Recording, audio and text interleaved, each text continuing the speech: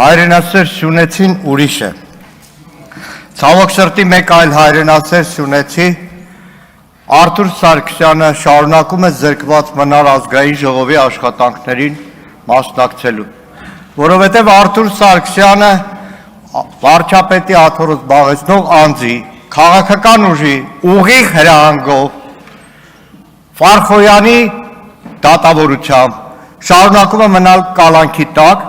այն Ֆարխոյանի, որ ամիսներ շարունակ քաղաքական իշխանության պատվերը կատարելով բազմաթիվ մեր հայրենակիցների պահում էր կալանքի տակ, եւ երբ որ այլևս օրենքը այնքան ակնառու էր, որ չէր կարող կալանք կիրառել տնային եւ այլն միջոցներ, քաղաքացիական պայմանագիրը որոշեց, որ Ֆարխոյանը ոնց որ թե այն դատավորը չի։ Եվ իրականում այս 2-3 օրվա կառավարության ծրագրի քննարկումը գործադիրի մասին չէ։ Գործադիրի մասին չէր եւ իրականում բացահայտումն էր այս քաղաքական իշխանության 8 տարվա ռեպրեսիվ այն համակարգի, որը փաթեթավորվում է ժողովրդավարության բաստիոն, հազար ու մի տեսակ թիթիզ զանուններով, բայց խորքում ուղղակի դիկտատորական է։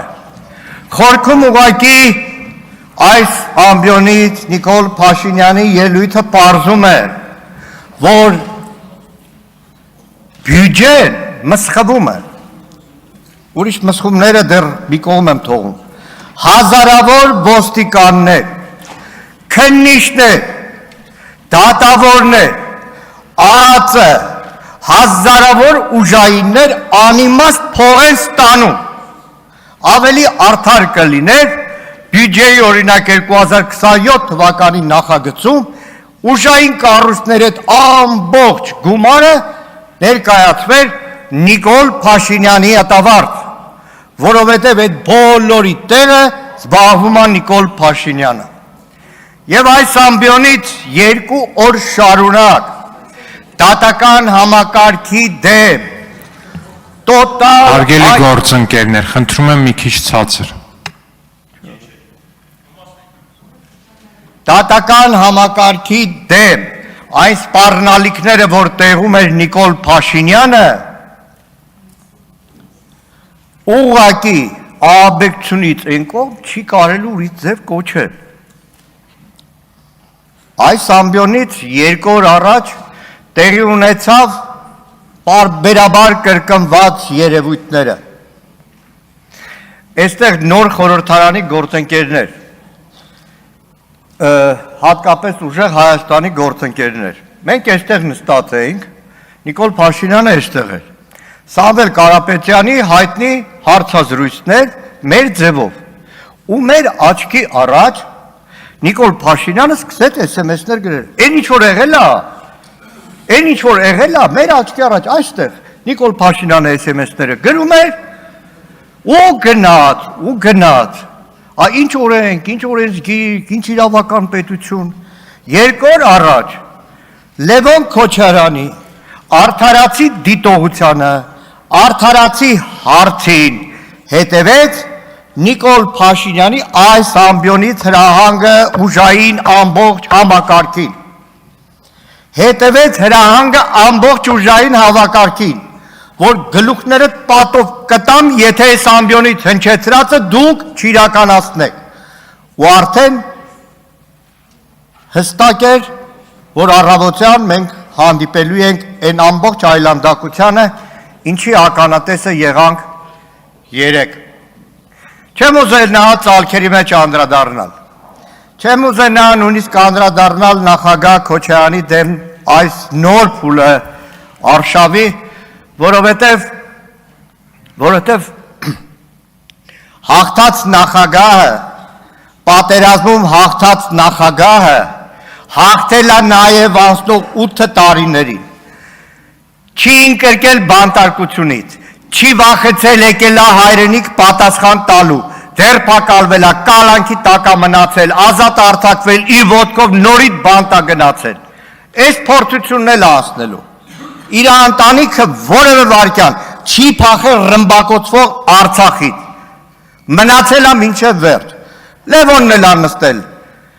Սետրակը այս փորձությունն էլ կանցնի։ Տիկին Բելան ընտանիքը այս փորձությունն էլ կանցնեն։ Բայց ես խոսելու եմ մի ահավորության մասին։ Անկեղծ ասած երեք մինչև գիշերը 3:04-ն էր դատարանի բակում էինք հակակոռուպցիոն, վերադարձել եմ չէի կարողանում քննել։ Գիտեք, իմ 57 տարվա կյանքում ես շատ բան եմ տեսել Հայաստանում։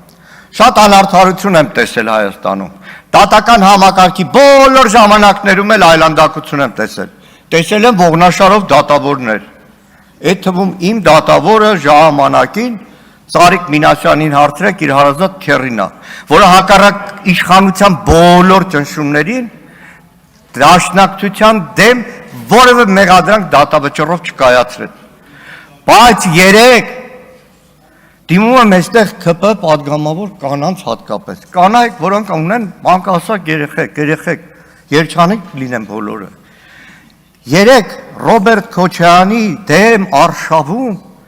ձերբակալվում է մի ամբողջ ընտանիք, հայր, մայր, երկու քույրեր։ Քույրերից մեկին, որը 3 անչափահաս երեխայով միայնակ մայր է, դատարանը առանց աչքը թերթելու, ես դատավորին պատկերացնում, մեկ էլ հիշում օրը Նիկոլ Փաշինյանը գոռում էր, ու միանգամից որոշումը կայացնում է։ Կալանք տեսակցություններ մենակ անչափահաս երեխեքին, պատկերացնում եք կանանց գաղութ 8-9 տարեկան երեխեն մտնում է մենակով քայլում է։ Լավ, կասեք, կհակադարձեք, լավ տատին կպահի։ Չէ, 74 տարեկան տատին էլ են կալանք տալիս։ 74 տարեկան տատին։ Իսկ աղջկան գիտեք ի՞նչ են կալանք տվել։ Իբր 98 թվականին 18 տարեկան աղջիկ երեխեն այդ օրվա նախագահ Ռոբերտ Քոչարյանին օժանդակել է ինչ-որ հանցագործություն կատարելու մեջ։ Բայց դատավորը խելագարությամբ միջնորդություն էլ կհաստատի, որտեղ ինքը հիշում է, որ այս ամբողջ Նիկոլ Փաշինյանը գոռում էր լրիվ վրա։ Լավ տատին էլ անստած, կասեք մյուս քույրը կպահի։ Չէ, բայց մյուս քրոջներն են անչափահաս երեխեքի մոր կալանք տվել։ Կալանք տվել։ Աստված միարացե հեռու բոլորի տղամարդիկ լսեք, հորը տվել են տնային կալանք, պատկերացնում եք այդ մարդու վիճակը, տնային կալանք, որ նույնիսկ իրա թոռներին չի կարող այցելի, այսպիսի բան մեր երկրում, ոչ թե Հայաստանի անկախ հանրապետությունում, խորհրդային Հայաստանում չի եղել, երեք դատարանի բակում տասնյակներով ոստիկաններ կային, գետիններն էին մտել, անկեղծ մութ էր, ռիսկով կարում էին ասել մի մանուկյան, չգրված օրենքար, ընտանիք երկու անդամի չեն բռնում, մեր երկու աղջիկ երեք տարել են կալանքի, Տիկին Բաթոյան խոսում եք կանանց իրավունքների մասին, մի հատ ՀԿ-ի բարձրաձայնում տեսել եք ցավի սիրտ եմ ասում, որտեղ գլխատվել է 8 տարին հասարակական սեկտորը, խոսացող չկա, ինչ կանանց իրավունքներ, ինչ բռնություն, լավ էլ սրանից եկող խելագարության սահման չկա մեր երկրում, հասկացեք քաղաքական մեծամասնություն, դուք էլ եք գերի մի մարդու ձեռքը, երկիրն է գերի, դատական համակարգն է գերի, ԱԱԾ-ն է գերի, այդ քննիչներն են գերի, որոնք ամեն օր թողում դուրս են գալիս այդ ծառայությունից, որտեղ մարդը մի հատ գիծ ունի, որ սահման չի կարող անցնի, իրականում հանգիստ չեմ կարող խոսեմ, ժողովուրդ, այն ինչ որ երեք կատարվել է, Սետրակ Քոչարյանի 2 ամսով կալանքը բան չի,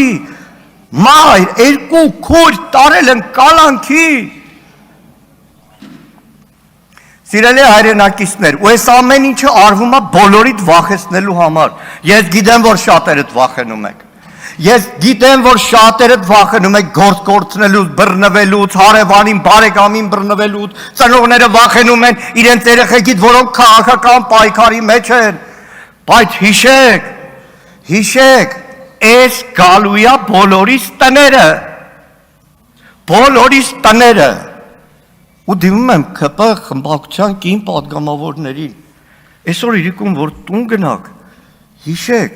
3 կին, 74 տարեկան տատի Ավարտեք, պարոն ու Մանուկյան։ 2 նրա դուստրերը գտնվում են Աբովյանի կանանց գաղութում։ Այսքանը։